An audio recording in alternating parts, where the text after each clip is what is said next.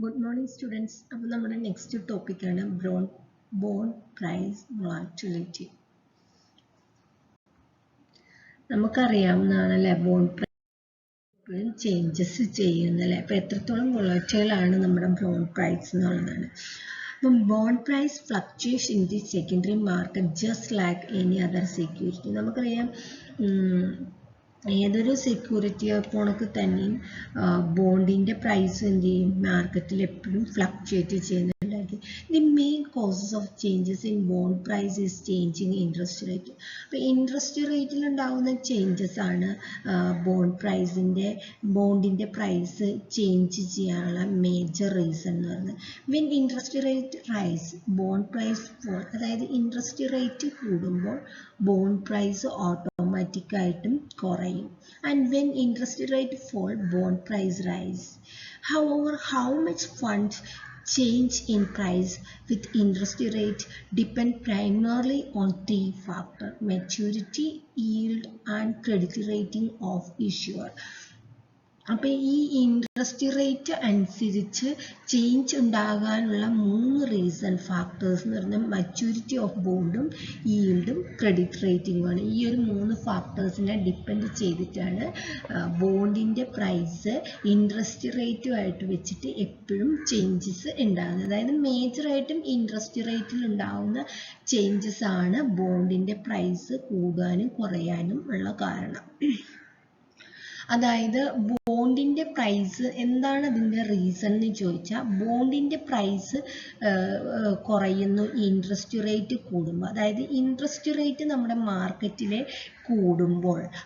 Interest rate കൂടിക്കഴിഞ്ഞാൽ ഓട്ടോമാറ്റിക്കായിട്ടും ആ ഒരു ഓർഗനൈസേഷനെ സംബന്ധിച്ച് ലോണുകൾ എടുക്കാനും ലോണൊക്കെ എടുത്തു കഴിഞ്ഞാൽ എന്ത് ചെയ്യണം, കൂടുതൽ റേറ്റ് കൊടുക്കണം അല്ലേ. ഇപ്പം നമ്മൾ ബോറോ ചെയ്ത് കഴിഞ്ഞാൽ എന്ത് ചെയ്യണം, കൂടുതൽ ഇൻട്രസ്റ്റ് കൊടുക്കേണ്ടി വരും. അപ്പം ഫിനാൻഷ്യൽ പ്രോഫിറ്റബിലിറ്റീനെ അതെങ്ങനെ ബാധിക്കും, നെഗറ്റീവായിട്ടല്ലേ, പ്രോഫിറ്റ് കുറയും അല്ലേ. നമുക്കറിയാം ഇപ്പോൾ 10% ഇൻട്രസ്റ്റ് കൊടുക്കേണ്ടോടത്ത് 12% കൊടുക്കേണ്ടി വന്ന എന്താണ് 2% അധികം നമ്മുടെ കയ്യിൽ നിന്ന് ഇൻട്രസ്റ്റ് റേറ്റ് പോകും.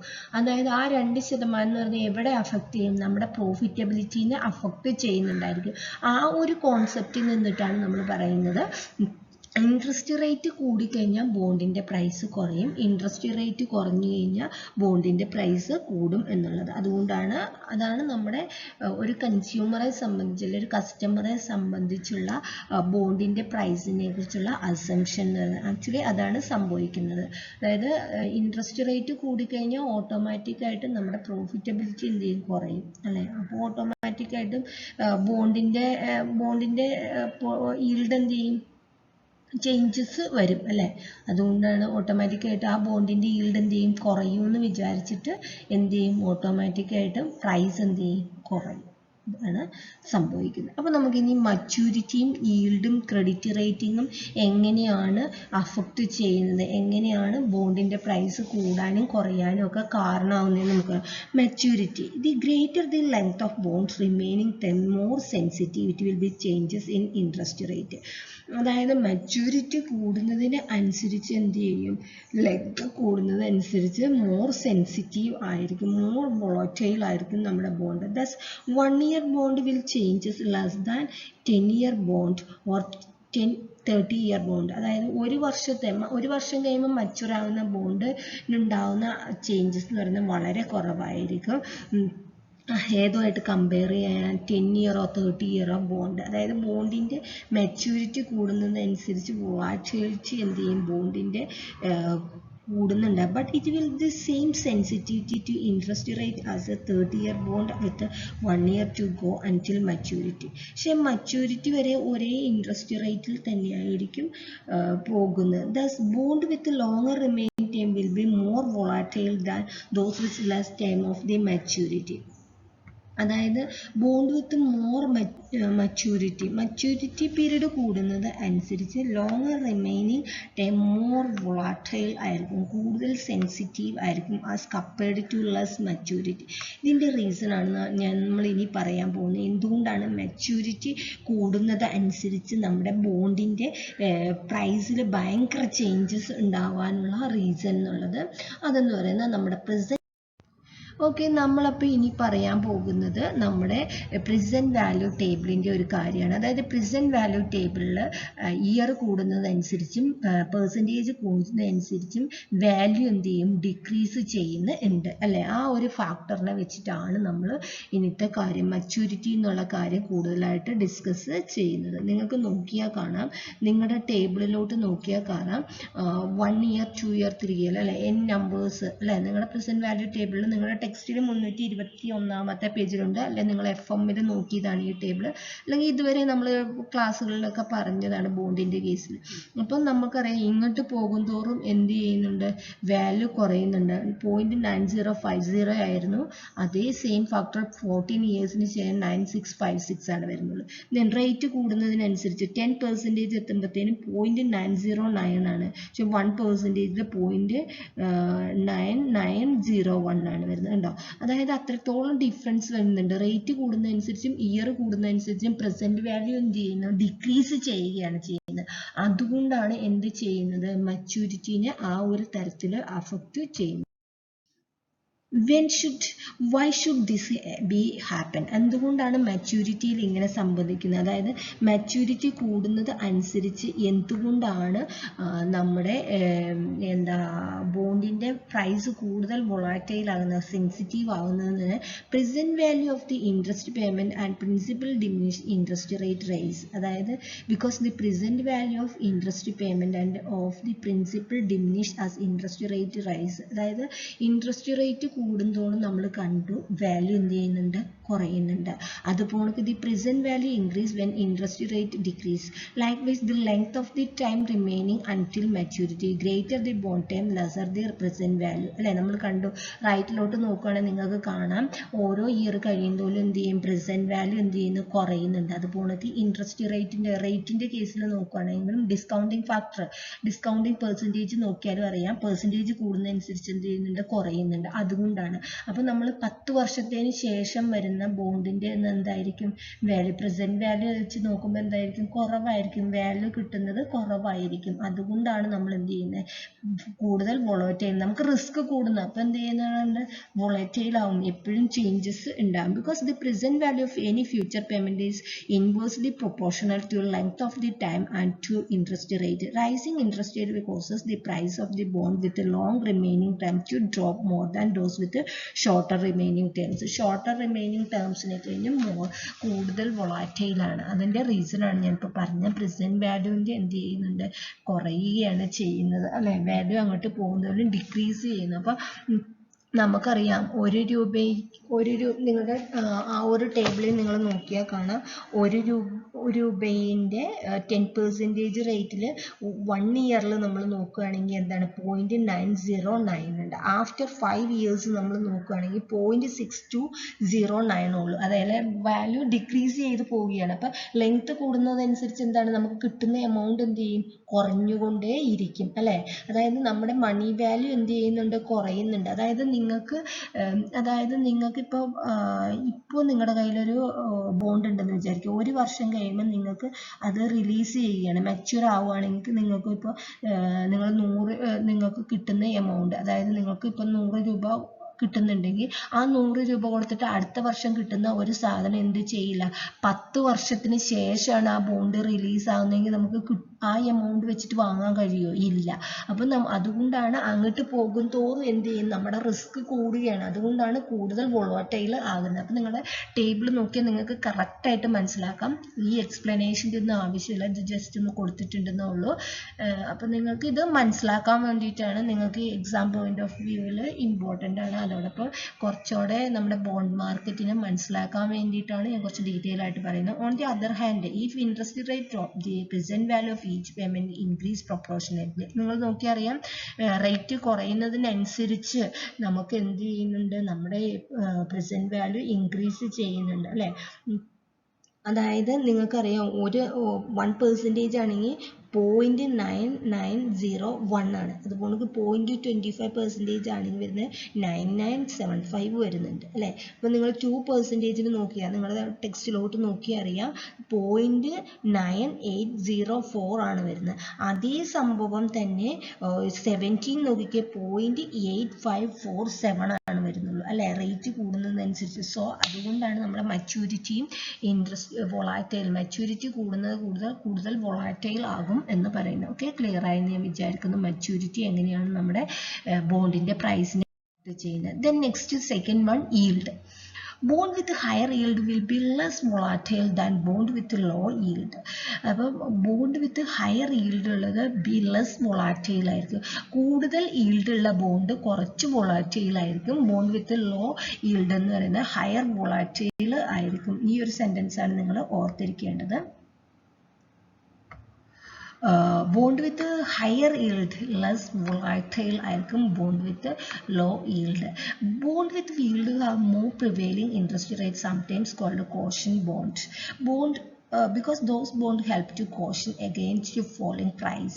When a bond yield is already high, bond in the yield high ആണെങ്കിൽ then changes in interest rate will have less effect on its price than bond with lower yield. ഇപ്പം മനസ്സിലായില്ലേ, interest റേറ്റിൽ ഉണ്ടാവുന്ന changes അനുസരിച്ച്, interest റേറ്റിൽ ഉണ്ടാവുന്ന ചേഞ്ചസും ഈൽഡും തമ്മിലുള്ള ബന്ധമാണ്. അതായത് ഇൻട്രസ്റ്റ് റേറ്റിൽ when bond with higher yield, bond with higher yield ആണെങ്കിൽ changes in interest less affect ആയിരിക്കും.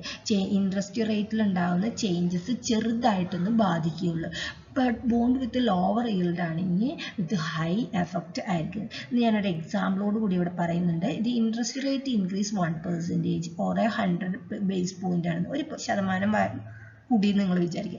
Then price of the bond with yield of 10% ആണെന്ന് വെച്ചാൽ ബോണ്ടിൻ്റെ ഈൽഡ് എന്ന് പറയുന്നത് 10% will drop less than the bond with yield of 4%. അതായത് ഒരു ബോണ്ടിൻ്റെ yield എന്ന് പറയുന്നത് 10%, ഒരു ബോണ്ടിൻ്റെ ഈൽഡ് എന്ന് പറയുന്നത് 4% വിചാരിക്കുക. ഇനി ഇൻട്രസ്റ്റ് റേറ്റിൽ ഉണ്ടാകുന്ന ചേഞ്ചസ് 1% ആണെന്ന് വെച്ചാൽ 1% ഇൻക്രീസ് ചെയ്ത് കഴിഞ്ഞാൽ നമ്മുടെ എത്ര മാത്രമേ അഫക്റ്റ് ചെയ്യുള്ളൂ, 10ൽ 1% മാത്രമായിരിക്കും അഫക്റ്റ് ചെയ്യുക, അല്ലെ. ഇവിടെ 10% ഈൽഡ് ഉണ്ട്.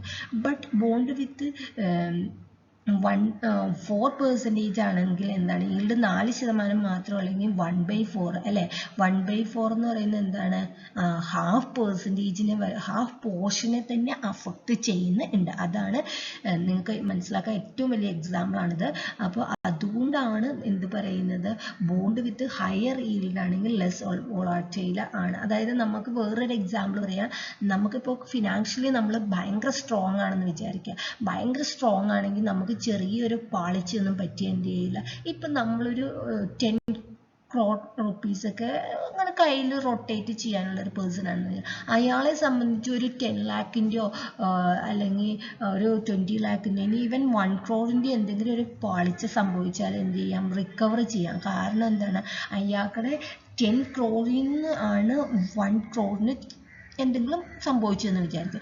ബട്ട് ആകെ 1 crore മാത്രമേ ഉള്ളൂ, അല്ലെങ്കിൽ ആകെ ഒരു 2 crore കയ്യിലുള്ള ഒരാളെ സംബന്ധിച്ച്, അല്ലെങ്കിൽ ആകെ 4 കോടി കയ്യിലുള്ള ഒരാളെ സംബന്ധിച്ച് 1 കോടിക്ക് എന്തെങ്കിലും സംഭവിച്ചു എന്താണ്, അയാളുടെ 4%, അതായത് ഹാഫ് പോർഷൻ എമൗണ്ട് എന്തായി, അയാളുടെ ആസ്തിൻ്റെ 4/1 ഭാഗവും എന്ത് നശിച്ചു പോയി.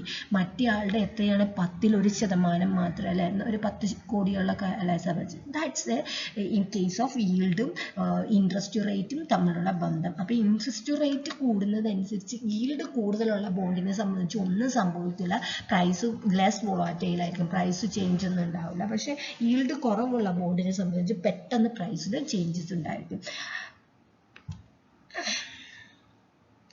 Another factor is that present value of bond payment stream is higher for the higher yield bond because an investor receives money at given time period with a high yielding bond than with the lower yielding bond. Higher yield bond. Another factor is present value of a bond payment stream is higher for higher yield bonding. Higher yield bond in the present value payment and higher receiving more money in given time period with a high yield bond than the lower yield ബോണ്ടിനേക്ക്. അത്രയാണ്. അപ്പം മെയിനായിട്ടും ഇതാണ് നിങ്ങൾ നോക്കേണ്ട കാര്യം. Yield ഈ ഒരു പാരഗ്രാഫാണ് നോക്കേണ്ടത്. ബോണ്ടും എൻ്റെ പ്രൈസും ഈൽഡും തമ്മിലുള്ള ബന്ധം നിങ്ങൾക്കിത് ക്ലിയർ ആയെന്ന് ഞാൻ വിചാരിക്കുന്നു.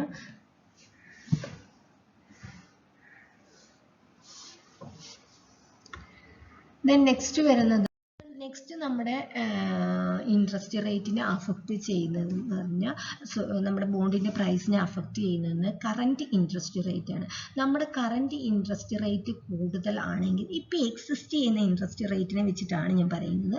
നിങ്ങൾക്ക് ഇപ്പോൾ നിലനിൽക്കുന്ന ഇൻട്രസ്റ്റ് റേറ്റ് ഹൈ ആണെങ്കിൽ price of bond changes less. അത് ചേഞ്ചസ് ഉണ്ടായിക്കഴിഞ്ഞാൽ പ്രൈസ് ഓഫ് ദി ബോണ്ടിൽ ചെറിയ ചേഞ്ചസേ ഉണ്ടാവുകയുള്ളൂ. അതായത് ഇപ്പോൾ എക്സിസ്റ്റ് ചെയ്യുന്ന ഇൻട്രസ്റ്റ് റേറ്റ് ഒരു വലിയ കൂടിയ ഇൻട്രസ്റ്റ് റേറ്റ് ആണെന്ന് വിചാരിക്കുക. എങ്കിൽ എന്തെങ്കിലും ഒരു ചേഞ്ചസ് വരികയാണെങ്കിൽ, ഒരു ചെറിയൊരു ചേഞ്ചസ് ഒക്കെ വന്നു കഴിഞ്ഞാൽ, ഇൻട്രസ്റ്റ് റേറ്റിൽ ഒരു ചേഞ്ചസ് വന്നു കഴിഞ്ഞാൽ ലെസ് ചേഞ്ച് ബോണ്ട് പ്രൈസിൽ എന്ത് ചെയ്യുള്ളൂ. ഞാൻ ആദ്യമേ പറഞ്ഞിരുന്നു അല്ലെ, ബോണ്ട് പ്രൈസ് എന്ത് ചെയ്യും, ഇൻട്രസ്റ്റ് റേറ്റുമായിട്ട് ചേഞ്ച് ചെയ്യും അല്ലെ. ഇൻട്രസ്റ്റ് റേറ്റ് കൂടുന്നതനുസരിച്ച് എന്ത് ചെയ്യും, ബോണ്ടിൻ്റെ പ്രൈസ് കുറയും എന്ന് ഞാൻ പറഞ്ഞിരുന്നു. അപ്പം ഇപ്പം നിലനിൽക്കുന്ന ബോണ്ട് പ്രൈസ് വെച്ചിട്ട് ഞാൻ ഇൻട്രസ്റ്റ് റേറ്റ് വെച്ചിട്ട് പറയുന്നത്, അതായത് because given changes in interest rate is most when interest rate are low than when they are high. High ആണെങ്കിൽ ചെറിയൊരു ചേഞ്ചസ് ഉണ്ടായാൽ ചെറിയൊരു ചേഞ്ച് മാത്രമേ ഉണ്ടാവുള്ളൂ. ലോ ആണെങ്കിൽ എന്ത് ചെയ്യും, വളരെ ഹൈക്കായിട്ടുള്ള ഒരു ചേഞ്ചസ് ആയിരിക്കും ഉണ്ടാവുക. നോക്കി ഒരു എക്സാമ്പിൾ വെച്ചിട്ട് ഞാൻ പറയാം. Interest rate rise 1%, 1% interest rate കൂടിയെന്ന് വരാം. Then there will be 20% increase when the prevailing rate are 5. 5% interest rate എന്ന് നിങ്ങൾ വിചാരിക്കുക. ഇപ്പം നിലനിൽക്കുന്ന ഇൻട്രസ്റ്റ് റേറ്റ് 5% വിചാരിക്കുക. അപ്പോൾ 1% കൂടി എന്ന് പറഞ്ഞാൽ എത്രയാകും? 1% കൂടി എന്ന് പറഞ്ഞാൽ 6% കൂടി. 6% കൂടി എന്ന് പറഞ്ഞാൽ 6%. അതെന്ന് പറയുന്നത് 5%-ൻ്റെ 1% എന്ന് പറയുമ്പോൾ ഏകദേശം 20% കൂടി അല്ലേ.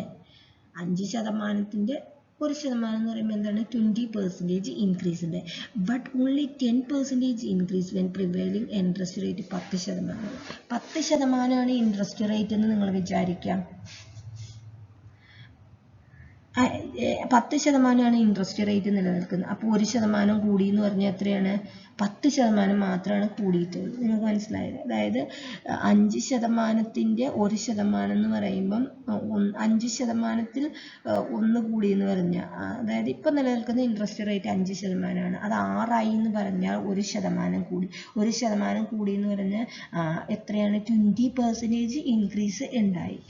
ഇനി നിങ്ങളെ ഇപ്പം നിലനിൽക്കുന്ന ഇൻട്രസ്റ്റ് റേറ്റ് 10%ആണ്. 1% കൂടി എന്ന് പറഞ്ഞാൽ എത്രയാവുള്ളൂ, 11 ആവുള്ളൂ. അത് 10-ൻ്റെ 1%, 10-ൻ്റെ 10% മാത്രമാണ് കൂടിയിട്ടുള്ളത് അല്ലേ. 10-ൻ്റെ 10% എന്ന് പറയുന്നതാണ് എത്ര എന്ന് പറയുന്നത്, 1 പറയുന്നത്. ക്ലിയർ ആയി ഞാൻ വിചാരിക്കുന്നു. അതാണ് കറണ്ട് ഇൻട്രസ്റ്റ് റേറ്റുമായിട്ടുള്ള ബന്ധം. ഓക്കെ. അപ്പോൾ കറണ്ട് ഇൻട്രസ്റ്റ് റേറ്റ് കൂടുതലാണെങ്കിൽ പ്രൈസ് ഓഫ് ദി ബോണ്ട് ചെറിയ ചേഞ്ചസ് ആണ് ഉണ്ടാവുള്ളൂ. കറണ്ട് ഇൻട്രസ്റ്റ് റേറ്റ് കുറവാണെങ്കിൽ പെട്ടെന്ന് എന്ത് ചെയ്യും, ലെസ് ആയിരിക്കും current prevailing interest rate. Okay. Next നമ്മുടെ പ്രൈസിനെ അഫക്റ്റ് ചെയ്യുന്ന ക്രെഡിറ്റ് റേറ്റിംഗ് ആണ്.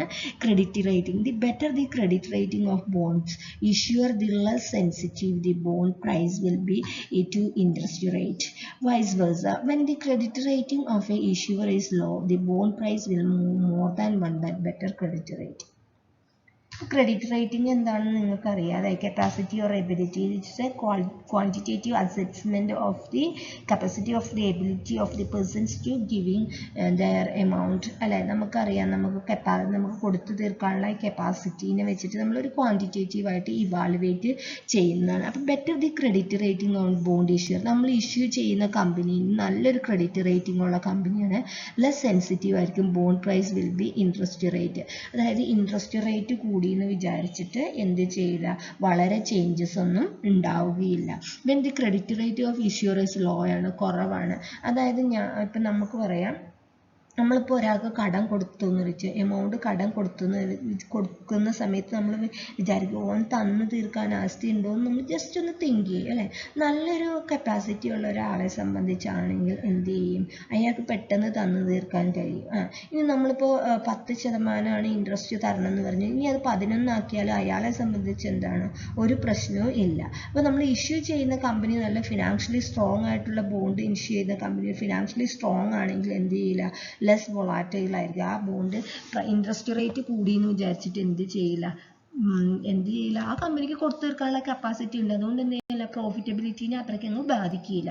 ഇനി ചെറിയൊരു കമ്പനി ആണെങ്കിൽ എന്ത് ചെയ്യും, ഇൻട്രസ്റ്റ് റേറ്റ് കൂടിയ എന്താണ് ഓട്ടോമാറ്റിക്കായിട്ട് എന്ത് ചെയ്യും, അത് പ്രോഫിറ്റിനെ ബാധിക്കുന്നുണ്ടായിരിക്കും അല്ലേ. അപ്പോൾ എന്ത് ചെയ്യും, പെട്ടെന്ന് തന്നെ എന്ത് ചെയ്യും, അത്തരത്തിലുള്ള ബോണ്ടിൻ്റെ പ്രൈസ് എന്ത് ചെയ്യും, ചേഞ്ച് ചെയ്യുന്നുണ്ട്. Lower credit rate increase bond volatility because higher interest rate will hurt a company to provide financial more than good financial health. നല്ലൊരു ഫിനാൻഷ്യൽ ഹെൽത്ത് ഉള്ള കമ്പനീനെ അഫക്റ്റ് ചെയ്യുന്നതിൽ എന്ത് ചെയ്യും, ഇപ്പം ഫോർ എക്സാമ്പിൾ പറയാം, ഇപ്പം ഒരു കോടി രൂപ ആസ്തിയുള്ള അല്ല പ്രോഫിറ്റ് ഉള്ള ഒരു കമ്പനിയും 10 ലക്ഷം രൂപ പ്രോഫിറ്റ് ഉള്ള കമ്പനിയാണെന്ന് വിചാരിക്കുക.